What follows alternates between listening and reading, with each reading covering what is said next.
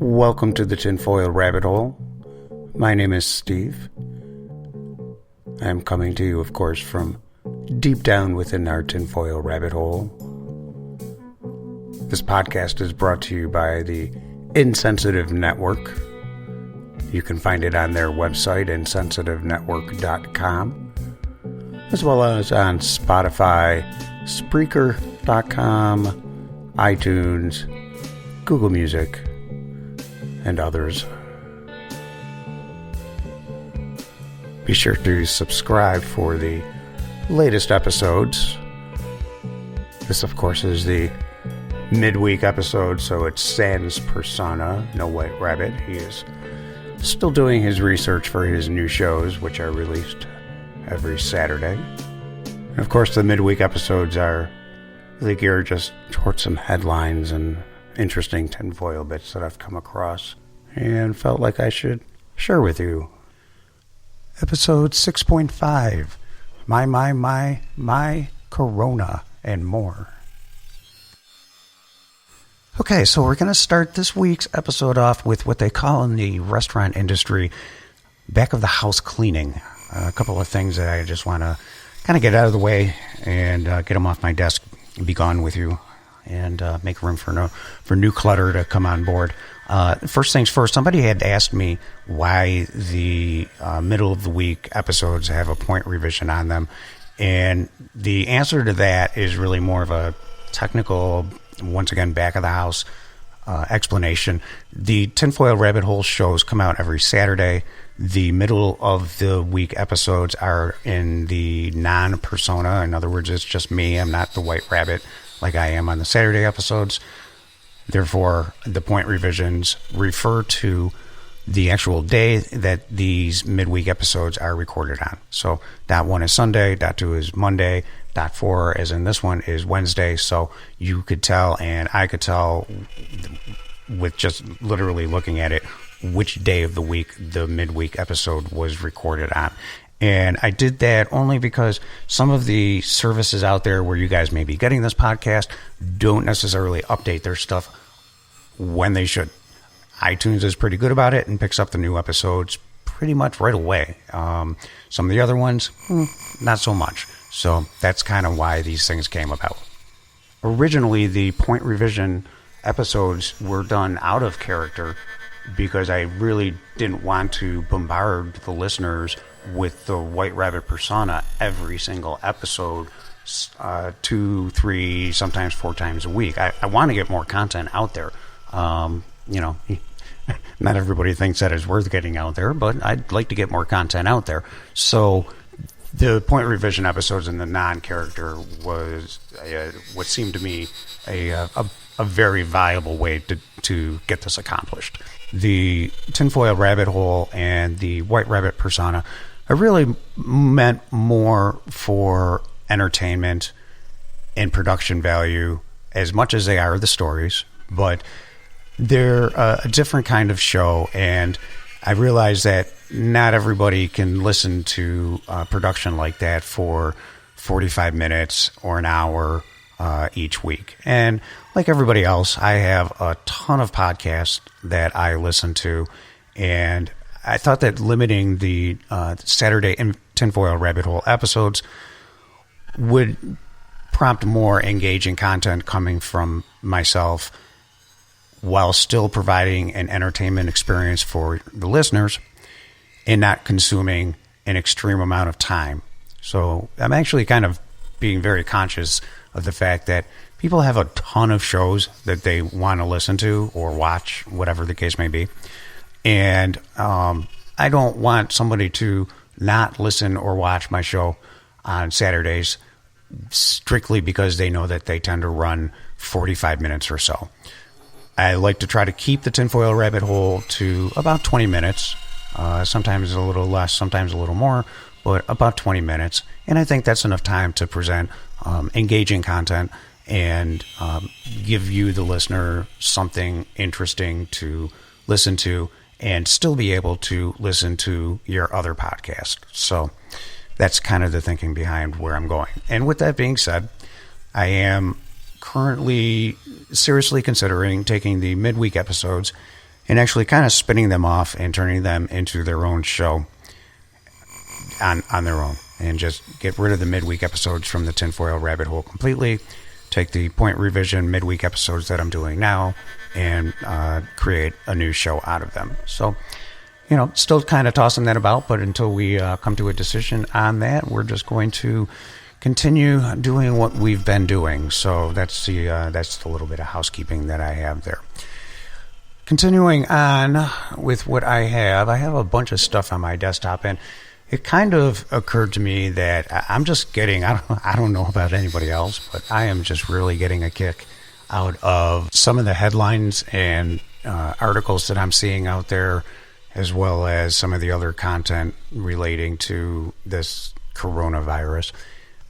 And I'm kind of using the term getting a kick out of with a little bit of tongue in cheek, because some of the stuff that I'm seeing out there and the reactions from people, as well as the reactions that are being told to us by the media that we should be having, are quite scary, actually, when you think about it. We've completely altered our way of life in this country. We've changed our daily habits. We've decimated our economy.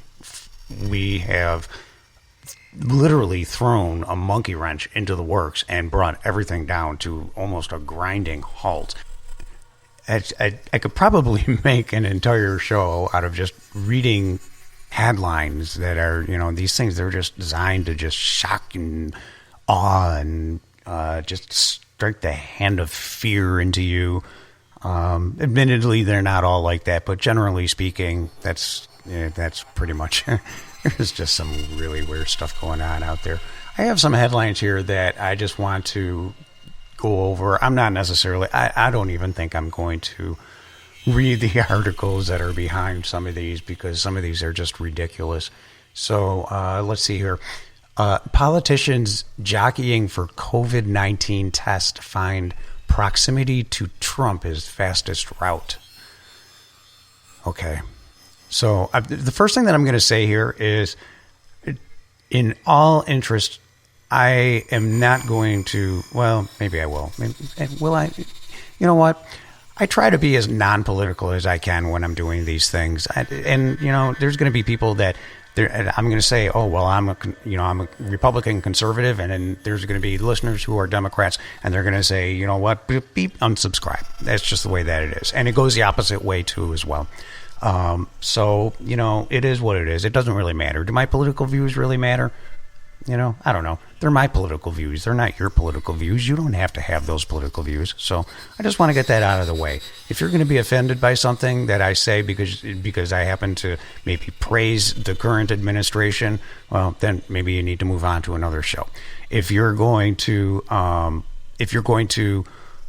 expect me to continually praise whatever party it is that I may happen to be a member of, well, you know what? You better move on to another show, because that's not going to happen either. I don't want to rip off any slogans or anything, so let me just say that Steve's politics are Steve's politics, and that's just kind of the way it is. So that's done and out of the way. Moving on, the next article headline that I have here is, this one kills me. Kathy Griffin, comedian Kathy Griffin, hospitalized with unbearably painful symptoms. So apparently Kathy Griffin had realized that she is no longer funny and it hurts her, so she must be hospitalized for it. Good luck with that, Kathy. Good luck with that. Next one. Those who intentionally spread the coronavirus could be charged as terrorists. Can they? Can they really? I don't know. I guess we're going to see a court battle or court date or something on that, I would imagine, at some point in time. When you start weaponizing viruses, because that is essentially the if I'm reading the headline correctly, that's essentially what they're saying could happen, is that people who intentionally spread the virus could be charged as a terrorist. Well, if I know I have coronavirus, COVID-19 as they're calling it, and I go out willingly and willfully and ignore my own best judgment to self-quarantine or whatever, they're going to charge me as a terrorist, or take a look at why I'm doing it and charge me as a terrorist, I guess. I don't know. Let's see. Fired Americans send unemployment websites crashing down. Half of New York City cases found in adults under 45. I think that kind of goes against what they were saying originally, doesn't it? Weren't they saying that people over that age were more susceptible, and the ones younger than that are the ones that are not getting sick? Actually, I think I saw a headline where there was just the first infant death from COVID-19 to take place in the United States. And since this show is titled My Corona, after the My Sharona, which was the very cool song from the Knack. Anybody remembers the Knack out there? Let's take a look at the numbers that we have here on some current numbers from COVID. There's, interestingly enough, if you go to the CDC website, there isn't any kind of like in-your-face kind of number. They push a lot of the hand washing and the social distancing and the where it's located and what it is and the symptoms and that kind of stuff. But if you actually want to look at some numbers, that's not available. They do give you a nice little map of the United States with some colors that you're supposed to decode, and then you can kind of click on that and you think you're going to get some numbers, but unfortunately you just get another map with some nice colors that they want you to kind of translate. So I'm going to use some numbers here that when I pull up their website, it boom, right there in your face, the numbers. I actually had some content that I put out earlier this week that kind of touched on this a little bit. So the total number of worldwide cases out there is currently as being reported as 460. Let's round it up. 467,000 confirmed cases. Supposedly an upward tick of around 48,900 cases.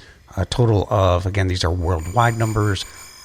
Total deaths were 21,152. And in the last 24 hours, the total number of deaths has been on the uptick at about 2,537 total. By comparison, the total number of cases of COVID-19 coronavirus, novel coronavirus, Wuhan coronavirus, it is Chinese after all. I think we already covered that topic. Total number of confirmed United States cases is at 65,200. We'll round that up a little bit slightly there too as well. And that is an upward tick. Actually, that's probably the largest upward tick, at least that I've seen so far. I'd have to research it and see whether or not that is the case. But they're putting it at 11,434, the total number of reported deaths up in the last 24 hours.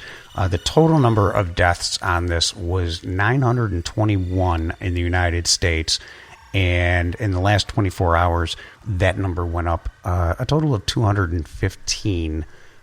So the H1N1 virus, I remember traveling actually during that. I was either going on vacation to Mexico, somewhere down like the Playa del Carmen area, or I was going on a cruise. But in either case, I traveled through that, and I think I got zapped with a laser thermometer once on the entire trip, both there and back, on whichever mode of transportation it was that I had taken, and that was it. In order, currently right now, in order to even get close, we can't even get close in this one. We have, how many did I say that it was? We had that were affected. What are my numbers again? 65,000 cases. 65,000 cases. So I had a post on another platform where I mentioned these numbers, and this was, I don't know, about 3 days ago or so, and that 65,000 number, I don't know, it was less. It was less than 65,000, okay? H1N1, 65,000 for Wuhan virus, COVID-19. Are you kidding me? Look at the response that we're putting out there, people. I mean, this is just pure propaganda. Just pure propaganda at its best. This is tinfoil at its highest level. They have got everybody in this country scared to quite literal death. They really do. 0.1% of our current population would only be 30.9 million people, which would be half of what we had for H1N1. And those numbers, by the way, are for a year. They're for a year. They're not for a month or 2 months. They're for a year. And the CDC actually considers the start of this virus to be somewhere around the end of November and beginning of December of 2019. So we already have somewhere in the neighborhood of 3 or 4 months, give or take a week or two here and there, into this thing. Okay, and we're saying that 65,000 is like this huge pandemic. Now, obviously for those people that died, that's not such a good thing, and I feel for their families. Those numbers of the people who died, they have fit classically what the government has been telling us, though. They're primarily individuals who had pre-existing health conditions, plain and simple. So, take a look at what's going on out there, people. I went shopping today for like the first time in, I don't know, maybe 5 or 6 days. Could even be a week. I go to CVS, National Store. They've got orange tape where you're supposed to be standing and giving, this so-called social distancing going on here. Okay, well, folks, you know what? That's not social distancing. If you want to socially distance yourself from people, then you know what? Go hide in your home and don't ever come out, okay? That would be social distancing. Standing six, people look at you weird if you're not standing by that orange line. People look at you weird. They had carts in front of the pharmacy registers so that they could move the card reader out onto the cart away from the register and actually distance you another 6 foot from the person who is actually cashing you out. I had 3 candy bars that I put on the table that I was picking up with my prescription today, and one of them was turned over so that you couldn't read the barcode. Now, this is a store that I go to all the time. I mean, like literally 4 times a week I used to go here, okay? She looked at me and she said, "Can you turn that over so I can scan it, please?" I'm dumbfounded. I was like, yeah, okay, whatever. I mean, this is just ridiculous, just absolutely ridiculous. I paid her with cash. She took my money. She's wearing a latex glove. She's wearing a mask. She gives me cash back. I'm not wearing any latex gloves. I don't know where that cash has been. She puts a bag on the counter, a paper bag on the counter, and then she expects me to bag it myself. Whatever. This is just getting crazy. Now, I would sit here and bore you to death with some math, but you're more than welcome to go to the Fox News website or whatever website it is whose information that you trust. Okay, so if that's MSNBC or CNN or Fox News or CBS or ABC or The Onion or Apple.com or wherever it is that you want to go to get your numbers, they're all going to be relatively the same within I would say probably within a reasonable margin of error.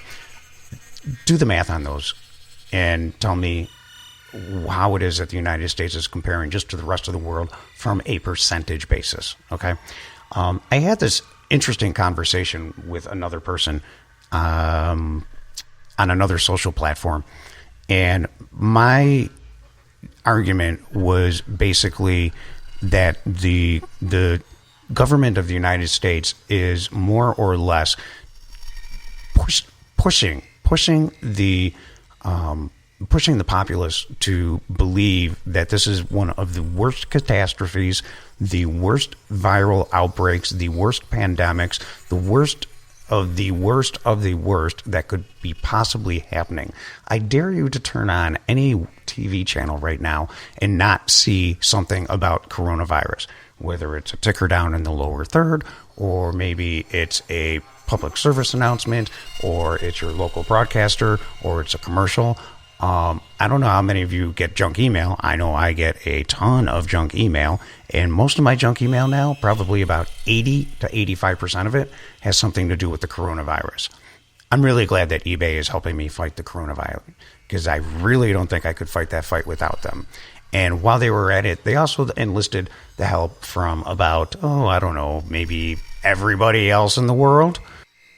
what we're doing in this country with this coronavirus from a propaganda standpoint, this really takes the cake. This is some crazy ass shit. Let's get back over here to some headlines. What else do we have here? Governors say massive federal bailout falls short. Yeah, because, $2 trillion isn't going to fix anything. I mean, they're going back and forth over this bill. Whatever. You know what? It's all of our money to begin with in the first place. And that's a whole other different topic, because the reality is that we just keep printing money.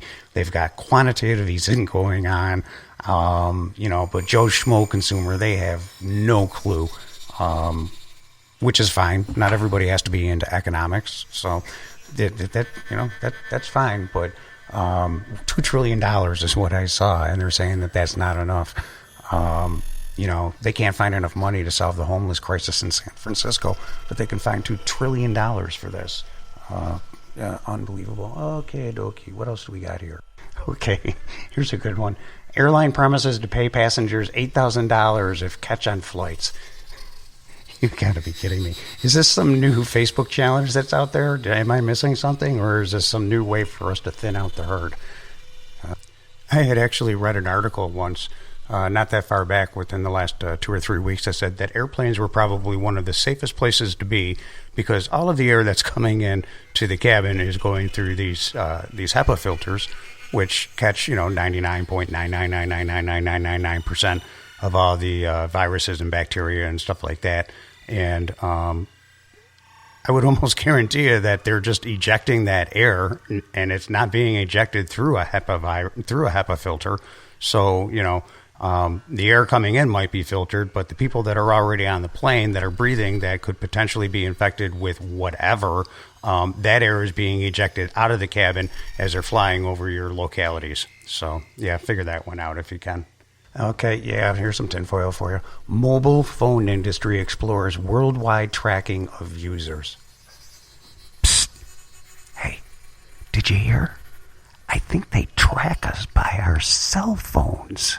Can you believe that? Crazy. Shh, don't say anything. Unbelievable. Where does some of this stuff come from? Will California look like Italy soon? Is that a trick question? Oh, I wish I had found this before I did the last one about California. Where I lost it. Where'd it go? Oh, no. Where'd it go? Oh, there it is. How government can track social media posts to enforce quarantines. You know what? Just for laughs, let's take a look here and see what this article has to say. Governments could track COVID-19 lockdowns through social media posts. A research group scrapes more than 500,000 Instagram profiles in Italy to see if people are abiding by the quarantine. Yeah. Yeah, how about this? Listen to this. Your posts on social media have been harvested for advertising. They've been taken to build up a massive facial recognition database. Now that same data could be used by companies and governments to help maintain quarantines during the coronavirus outbreak. Ghost Data, a research group in Italy and the U.S., collected more than 500,000 Instagram posts in March, targeting regions in Italy where residents were supposed to be on lockdown. First of all, does anybody not find it weird that the name of this research group is called Ghost Data? How insensitive can we possibly be here? I mean, people are dying, and you have a research group named Ghost Data? For real? Anyways, it provided those images and videos to LogoGrab, an image recognition company that can automatically identify people and places. The company found at least 33,000 people violated Italy's quarantine orders. So, yeah, I'm not even going to bother reading the rest of that anymore. I think we already know where that's going. Psst. Hey, I heard that they could find out where you've been based on your Facebook posts. That's scary, man. And we didn't already know that, right? So if you're into conspiracies and all that stuff like I am, then there is obviously some strong evidence out there to be had that the government may be possibly, I'm not saying our government. When I use the word the, I'm referring to that, one world government type conspiracy, that this thing was purposely and maliciously released. Even if it wasn't, okay, the social engineering that the government has put in place and our population has been seemingly adhering to is definitely making my eyebrow raise. Okay, the whole social distancing. If I get told to wash my hands one more time, I mean, come on, really. If you have to be told to wash your hands 15 times a day, I have to wonder what the hell you were doing before. Were you not washing your hands? I mean, how many people don't wash their hands anyways? Is it really that high? But the social engineering aspect behind it is just absolutely phenomenal. And the way they're going to study this, the U.S. government, is going to be for social engineering. You can put whatever scenario you want to in place of COVID-19. And if you're looking for a way to ensure successful social engineering, you're looking at it, folks. You're living in it right now. That's just the reality. Whether or not the virus is as deadly or as widespread or as dangerous as we're being told is a completely different subject. It's something that, in my mind, has to be separated from how we as a population are being manipulated to feel and think and do things a certain way. And I think that we've crossed that boundary in this country. And I think I've said it on the other shows, but I think we've crossed that boundaries in our society right now where it's become blatantly obvious that there is a way to control the mass population. And it's a very effective way to control the mass population. There seems to be an endless number of people out there that are more than willing to fall in line with whatever they're being told. So that's certainly a very scary and threatening proposition, to say the least. Project Blue Book. If you haven't watched that show, Project Blue Book, on the History Channel, I strongly suggest that you check it out. I think it's one of the best conspiracy / sci-fi / UFO shows out there, especially since the ending of the X-Files. The whole show for History Channel, I think, has come together really, really well. They've just finished their second season last night, and I was very thrilled and entertained, and it peaked as a viewer, and I can't wait for season 3 to come out. Actually, when season 3 comes out, I think I may start doing season by season review, or not season by season, episode by episode reviews, and I may actually go back and restart from season 1 and do those episode reviews now. Well, not now, but yeah, I think I will. I think I may do that. I may do that. So, just kind of touching back on where we were at the beginning of the show. As you can see, there probably is a really strong case to be made for spinning these midweek episodes off. I tend to take advantage of the non-persona character and non-linear storyline telling, and just kind of jump around from here and there, and just tend to more ad-lib. Tinfoil Rabbit Hole on Saturdays is a more scripted and produced show, so geared more towards an all age group.